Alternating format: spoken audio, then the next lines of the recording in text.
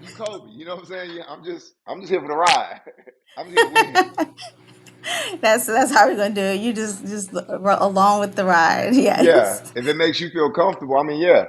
But I think I think you got it. I know you got it. It's just getting you. Now, I don't know if you've ever talked in front of a camera before. Exaggerated is normal. No. So, like, Yeah. Well, when I do, yeah. But it's going to be different, Kelly, because this is going to be played back. So you're making a recording now. So, like, exaggerate. right. So it got to be like, Kelly, you know what I'm saying? That when it's hyped up, it seems normal when it's played back. But if I'm like, Kelly, Yes. yeah, you know what I'm saying? They're like, what this nigga talking about? That's why when influencers are doing stuff right, you notice they're always doing something. They never just if they're sitting Yes. still. They have a way of bringing you in, like with their speech, with their Yes. conversation, or they're making something, or they're doing their hair, or they're making coffee, or that you know what I'm saying. But they're doing something that is exaggerated to like normalize because once it's played back, everything moves faster. So if you're Right. moving Right. slow, it's going to look very slow. Gotcha. Because I know you super I nonchalant. gotcha. I of all the people to call me that, Oh, me, because I'm that is nonchalant. very funny. Right. That Yes, is funny. that's very That funny. is hilarious. I got jokes today. On no cup, Absolutely. just coffee today. Yeah, Oh, coffee today. Okay. All yeah. right. So what made me think about this topic was literally the last relationship I was in and how we dated for a year, I would say. And how at the end of it, it was like he was like, "Oh, we didn't even. This wasn't a relationship. We weren't in a real relationship, despite the fact that we were doing everything in a real relationship. Like basically dating, hanging out, saw kids, did things together, was always together. But it turned out to be like, oh, this is not a relationship. So just in that dynamics of how does it even get to that point? Is it just miscommunication? Is it just one person just using the other person? What is it? The reason why it would turn into like it's not a relationship, but it's really a relationship. Um, I think sometimes miscommunication plays a part, but I also think sometimes people don't know what they want besides like the aesthetics and the physical aspects. I think when we start talking more about like companionship, because I know because I know you're more about companionship. You want someone you can build a future with, someone you can, someone you can, have your children around, someone you can build a quality of life with. For some people at this particular point in time, they don't see past what's in front of them. So everyone doesn't necessarily have a Okay. vision for tomorrow. They're a prisoner of that moment. And we got to be honest, our culture kind of perpetuates us being prisoners of the moment when every time you look on social media, you know, the extremely fit and extremely pretty girl, she's on another trip to like, to Spain, to France, you know what I'm saying? To Egypt, Right. or the extremely fit guys on another trip to, he don't went to Greece or something like that, right? So it makes it everybody feel like Right. that they're always that they're always missing something. So if you always feel like you're missing something, Yes. you can't be appreciative for what's in front of you. You know what I'm saying? If you're always chasing Right. something, you can't be, appreciative for what's in front of you. So I just think a lot of people, I think nowadays the way that you can kind of mediate that is just ask very polite but direct questions like, hey man, like not nothing that's corny, like where you see yourself in 5 years or what are we gonna be in 5 years. Like, describe what a family looks like in the future for you, and Yeah. you're helping to build it. Like, what does a family look like in the future for you, Yeah. and you're and you're quarterbacking it? What does that look like? Do you have plans of owning real estate? Do you have plans on creating financial literacy or generational wealth? Do you have plans on being an owner of some sort, or making a business, right? Um, I think those are questions that a lot of times don't even get brought up. All we're talking about a lot of Oh times, no, absolutely. all we're talking about a lot of times in the midst of all that is what we want to eat, where we want to go, trips we want to take. And I'm not saying those things are bad, but sometimes I think we put the carriage before the horse. those things should come after us getting to know how a person sees things emotionally, mentally, and spiritually. I never believe that. I think that that was a big issue with the relationship where I didn't say like, "Oh, like what are we doing?" giving out any kind of real explanations of like what I expected. It was just kind of like we're going with the flow and we're enjoying each other's company. And then all of a sudden, oh yeah, this is not a real relationship. This is just something that we're having fun with. And I'm like, we just turned into a whole relationship. So not having that conversation in the beginning definitely is that miscommunication on my part to even ask questions like that. So I don't think I it's see that. miscommunication. I don't think that just falls on you. I think when we're talking about two adults now, if we're talking about parenting, parenting is different. Because a child may not necessarily be equipped, or and they're still learning, and they're learning as they grow, and we're leading them. I think in relationships with adults, both Right. parties kind of have to take, because both parties want the rewards of the relationship, right? So that means if you want rewards, you got to take responsibility, right? Irresponsible, irresponsible, irresponsible people don't get rewards. I don't believe that's what something I believe. So if we're gonna be responsible in this thing, I mean, we have to kind of come together. So it's not on you. I think a lot of times, um, I mean, you talk often like uh, my sister's older than me, and my sister's like a big hero of mine. She always talks about how sometimes it's just everyone. I don't know if everyone is a fan of effective communication or everyone knows how to effectively communicate. And I think sometimes we don't, and I've been guilty of this myself. Sometimes we're so pleased by the aesthetics, right, that we don't really dive into what a person's mental really looks like. Because the signs are there. Because we get disappointed after, like you say, after an extended period of time, but it was there to begin with. But at that Right. particular moment, we saw what we wanted to see. Because what I've learned is that a lot of people can't. And it's not a jab against anyone, right? It's not being disrespectful towards anyone. It's just a lot of people don't really know how to articulate or Right. process what they're thinking in that particular moment, and that's cool. You know, that's what Right. therapy is for. You know what I'm saying? That's what faith is for. But if you want to be in a relationship, those are things you're going to have to kind of try to tap into because you're going to have to communicate the direction of the relationship. If not, there will be no relationship. Right.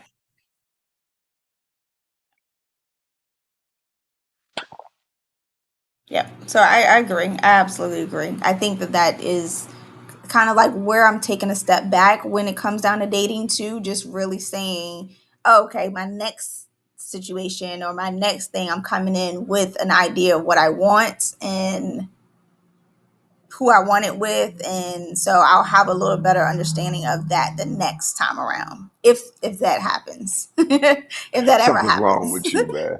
I'm pretty sure it's going to happen. I'm pretty sure it's going to happen. You have time, Yeah, you know what I'm saying, on your side. I'm pretty sure it's going to happen. And you have you wealth keep on your saying that side. like And you have wealth on your side. It's going to happen. you keep talking about time. Time is not there much on my side, Carl. Oh Like my this is not. God. It is. It is. I am. I don't believe that with you, but you're just one of those people that, you're tough on yourself. I believe that a lot of people, um, I can speak from the demographic of being a guy, right? I think a lot of people, a lot of guys are looking for well accomplished, attractive, intelligent, articulate women. Yeah. So I just think it's sometimes it's, you know, we can put the right thing in the wrong people's hands sometimes. And then we'll start just thinking Yes. it's the wrong time. And it's not the wrong time. It's just the wrong people. Right. It's just the wrong people. I think Yeah. when the right But I person comes, they're gonna be like, oh man, this is it. And so remember, I told you though, like I feel like if I wasn't in that 8.5, 9 year relationship, I would have probably been married by now. Like I wouldn't have, I Well, wouldn't. I feel like I would have not missed the boat. I feel like that's where I am. It's like, oh, I missed that time frame where it was supposed to happen, and now it's like, oh, okay, well, I think I just skipped over that part, and let me just keep going the way I'm going, which is fine, but just without somebody is what I feel like. now, so this is me once again. I'm weird, and you're not gonna pull me into that conversation. We done had it. I'm thankful for the relationship. For me, this is me as a fan. I'm thankful because it produced an amazing human being, right? So Dylan comes from that, right? So, but Absolutely. but I also believe perspective is either like our prison or our passport. So either it's gonna keep you stuck, or it's gonna help you kind of take off. And I think just because Dylan came from that, I think that it's an accelerant of some sort. Now, does that mean the relationship was the most beneficial towards you? Of course not. Can I speak to everything that the disappointments that you experienced in that? Of course not. But I don't believe it's the end. You're not a sinking ship. You know what I'm saying? I, I don't I don't believe that. You know, sometimes it's just the wrong captain. You know what I'm saying? Captains get fired. Coaches get fired. You hear me? The wrong.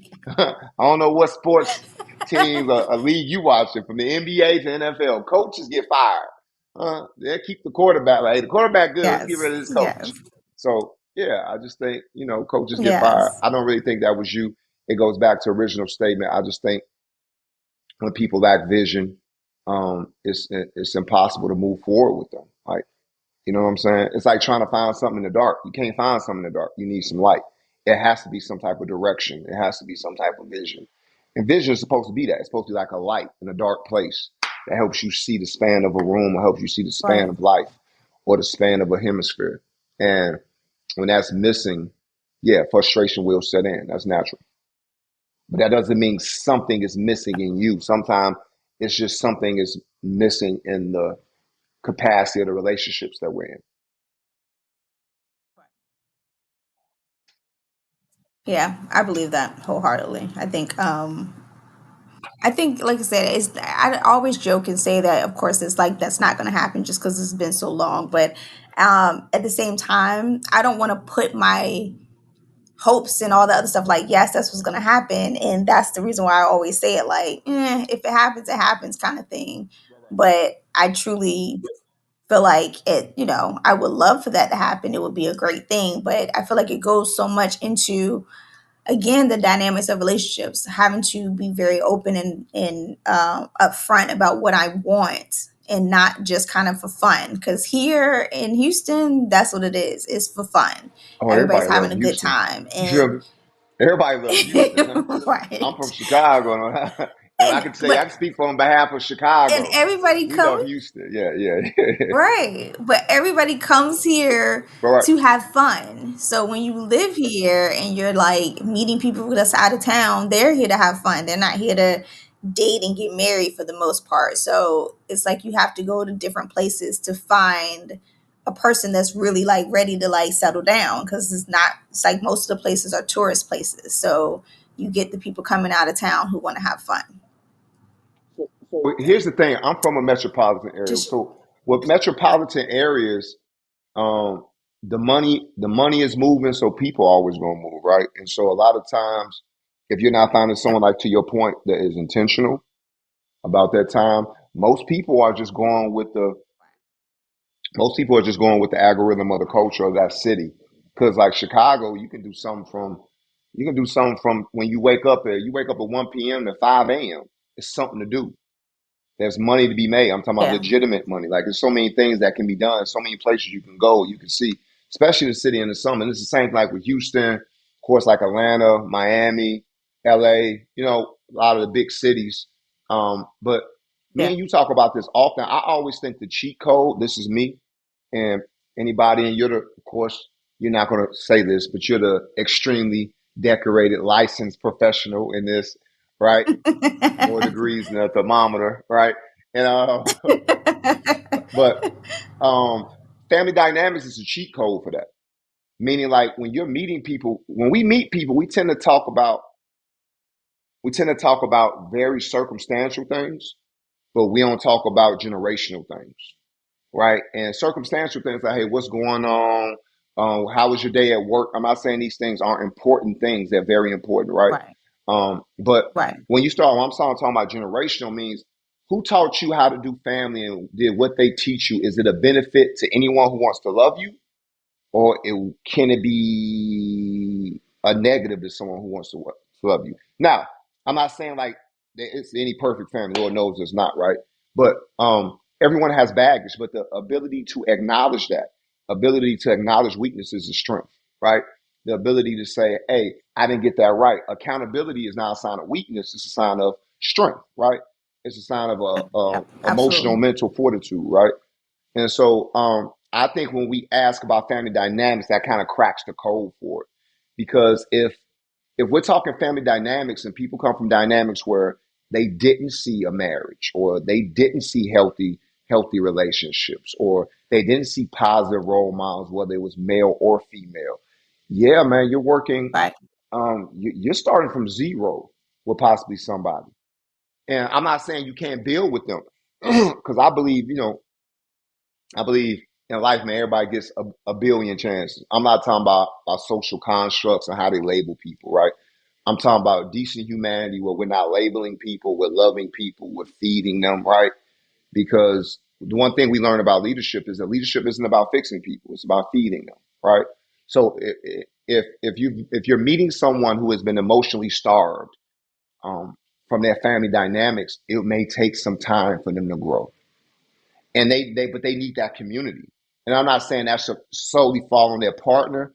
I would like to believe they've already been going in that direction for the growth and for the healing. Like I said, once again, whether it's resources, therapy, I'm a big fan of therapy, huge fan of faith, uh, huge fan of just good humanity. Meaning, I have a mentor, I have people I can really rap with that can speak to the different dynamics of my life, whether it's me being a father, a spouse, a leader, a business person, right?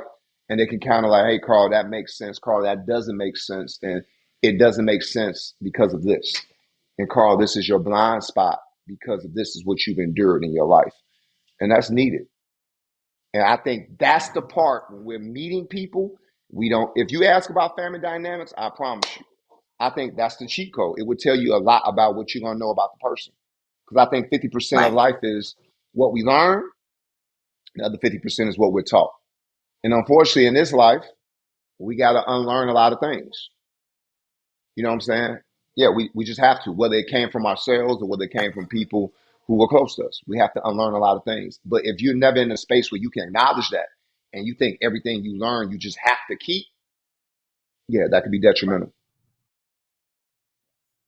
And but I think it's harder. I think it's easy, like when you first meet somebody, just to have a good time and Mhm. not venture into the whole family dynamics and stuff. And if you get somebody who's not either healing or they're not on that path, then I see it all the time with my clients, that resistance. If you're not like trying to heal, trying to figure stuff out, so then when someone's approaching you, asking you about those questions, oh, it's the defensive. You become defensive. You become like, why you need to know? That's too much information. You don't want to be open. So you get that. And I think that's why a lot of people don't open up with that type of questioning and trying to actually see what's wrong, what's going on with a person. Is this the right person for me? They rather have the let's have a good time and enjoy ourselves before talking about the deeper stuff. But then now you caught up and a year later you're not in a relationship with somebody and you don't know the person because you didn't do any of those things. I think it's harder when you like just dating in general now is you're trying not to, you don't have that many prospects. It's not like it's just men falling out trees that are emotionally I'm, stable. this is coffee, ladies and gentlemen. This is a family friendly show. This is coffee. I don't know what Kelly got in her cup, but this is mine is coffee. All right. So like it's not like people are just everywhere and guys are just like, oh, here I am. So I think for women, I think we will bypass the harder questions just to have somebody. And that's the unfortunate part about it. And that's probably the reason why I am single, because I'm choosing not to go past the important parts and get to know somebody. So if you're not there for just the fun and laughs and giggles, then people be like, oh, well, I don't want to deal with it. It's too much mess. She's too Mm-hmm. heavy early on. So I think that's what kind of deters women from like saying stuff, because you get those men that get a pushback from that, from being open and vulnerable so quickly. This is me, right? So I don't think there's no right or wrong answer here. I just believe, what's the old school saying? It's more than one way to skin a cat. I just believe it's not what you say, it's how you do it. So, like, it's general questions like, hey, tell me a little bit. Do you have any siblings? Questions like that. Boom. once you get in the door with siblings. They're like, yeah, I got siblings, my brother. Oh man, who's your favorite person to be around in your family when you were a kid? Boom. Like, so now the door is kind Yeah. of open, right? Um, so tell me about, like, what did your mom and dad do when you were a kid? So now it's just gentle questions, but it's giving you a broader scope, Questions. right? It's just how it's presented. Um, and I don't think, if we're going to be honest, man, and I know this is what you said you want this to be about, but for, how can I say it, man? I want this to land well, right? Excuse me. I think a lot of times it's not that all guys are just defensive. It's just that guys, a lot of times, they're made to feel like everything that we have to be performance based. So the moment you take something out of our control that is out of our control and we have to be measured by it, they will kind of feel uncomfortable, especially if it's not in the best light. Does that make sense? Because when me Yes. and you Yes, joke that all the does. time. This is like one of our inside jokes. If it's a girl that look like Rihanna in the Chick-fil-A drive-through, the dude coming through in a foreign like a Beam or a Benz, like, man, stop working. She out, right? Right. Now, if my sister or you or any woman of color, any woman period is coming through in a foreign and they're going through Chick-fil-A and the dude could be handsome, in shape. Like, man, listen, you need to focus on the fries, right? And you don't need to be worrying about, right? Um, so what I'm saying is, if Right. we want to have these conversations where we're going to discuss intimate parts of people's lives, make sure that we're creating an environment to do so. It's like a plant. Like a plant has to grow in a certain environment. We want things to grow, but we're not creating that environment. And I think that's gender neutral. Like if a young lady wants to know something about a guy, Yes. create the environment. It can't come in making him feel like he's on making him feel like he's on a job interview, and vice versa. And for the dude, like, hey, bro, she's a Right. human being. She's a person. She's not an object. You know what I'm saying? So when we're talking, connect with the person, and then when you connect with the person, then you can give healthy suggestions on what can be next. Because what I've learned is that no adult wants, if they don't ask for input, then sometimes it's not the place to give it. You know what I'm saying? Sometimes it's like what Yeah. I told you, like my mom said, sometimes it's like the gift of presence. Some people have it. Sometimes they just need you just to be present. It's just holding a hand or Right. hugging someone around their shoulders. Like, hey, it's not a matter of saying things. Now, if you're asked, and I think that has kind of been lost in our culture because we're now in a subscribe, comment, and share where people think everything they see, they gotta have they gotta speak to. But there's a difference between leaving a Right. comment and having a conversation. A conversation is heart to heart. Comments, comments can be heartfelt, but a lot of times what we see, there's no heart in them at all. There's no sensitivity. There's no compassion. Absolutely. There's no empathy, right? People say real tough guy Yep. stuff through these screens. You know what I'm saying? And Yep. it's whack. It's whack to me, but everyone has their philosophies. I feel like if I'm gonna have an opportunity to say something, let me say something that matters, and let me say something that can have an impact. We have enough things going Right. around that are destroying and damaging people. Right. And not enough people who are trying to uplift people in their comments, in their conversations or whatever. They're trying Right. to hurt people. Yeah. And it's not even it's to me the people always say that hurt people. It's just being miserable overall, I think. It's just the world, the way everything is, 2025 coming in strong, with all the Something problems wrong with you. already. So I think with that, like people just is miserable, and it's easy to be miserable with other people when you are miserable, when stuff is not going right, when things are not going well, and it's not necessarily that you have to be hurt. It's just that you just have to be miserable, and your comments are going to be the same way. Your conversations with people are going to be the same way. So it's really about trying to just understand where you are. Again, this ain't no joke. Like we already talked about that. 2024 was crazy. 2025 about to be the same thing. And it's a lot of people who are just struggling out here. Yeah, most definitely. So I Yep. just think it's like I said, just create an environment. But this is me, man. This is something I'm a firm believer of, and I get it wrong more than I get it right. but it's still one of those like those mental and spiritual anchors for me.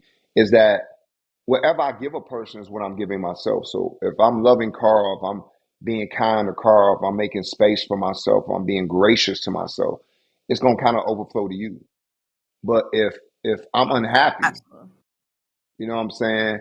If I'm discontent, if I'm disconnected, yeah, I'm gonna bring that in. And the best way, like I said, to see that is seeing how relationships are managed from the familiar standpoint, seeing how relationships are managed even from a friendship standpoint. You know, I was always taught, I learned a lot of stuff in the military, right? But I was always taught that you could tell a lot about how many long-standing relationships a person have, right?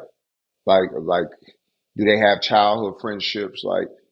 Like if someone's just at a particular space and they say they ain't got no friends and it's just them, yeah, I would like to believe it was like some type of emotional avalanche that transpired, and it wiped some things out for them. And yeah, it's space for that as well, right?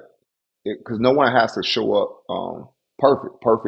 Perfection is an illusion, but it's just trying to get people to be consistent with showing up for themselves, and then it overflows into a relationship with others. Yeah.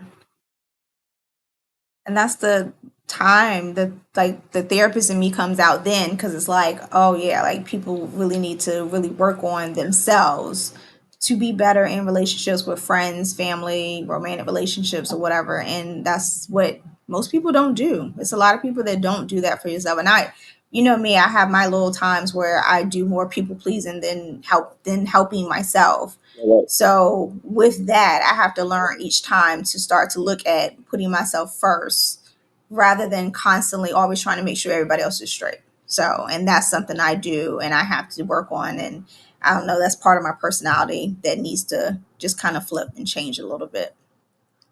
Yeah, yeah. I think everybody, but I think the fact that you have a vantage point, that you have a preview of your blind spots, I think is huge. Yeah, I think that's accountability and that's growth. Because sometimes um, a lot of people, you know, they've intaken so much disappointment, they don't know where the hurt begins or where it ends. And that's why everybody got to kind of take time to Right. your point, to highlight your point, that to do to become self aware and to learn how to kind of Yeah. be able to sit still and learn how to remove yourself. I think detachment. Now I'm talking about intentional detachment, healthy detachment. I think that's power. When I can remove myself from something that doesn't serve me, power. You know what I'm Yep. saying? Because Absolutely. if it's not Yep. feeding me, like what do I need it for?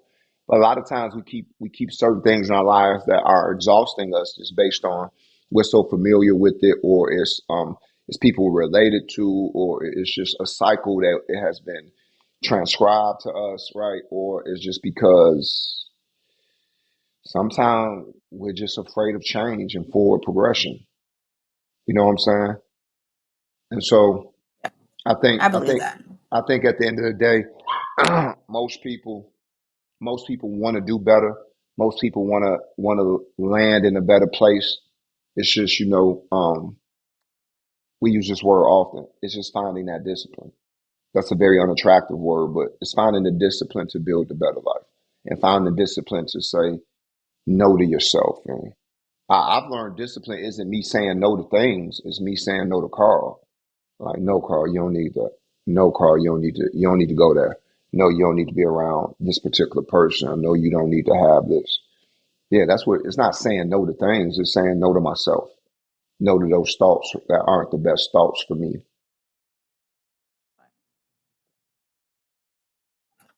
And when you start talking about that discipline part, like you said, it's not just I can't it's like what I can't eat. Like no, you're not supposed to eat that. That's not gonna be Yeah, good for you. That's not gonna be like, oh, like no, it's not okay for you to sleep in, whatever. Yeah, just when I'm gonna go to the gym, I'm yeah, gonna eat better. I'm going to make better decisions when it comes down to relationships, or I'm gonna, like we were talking about, starting a new business. All that stuff is gonna take discipline. It takes really hard, like boundaries that you have to put in place with people, with yourself, that sort of thing. Yep.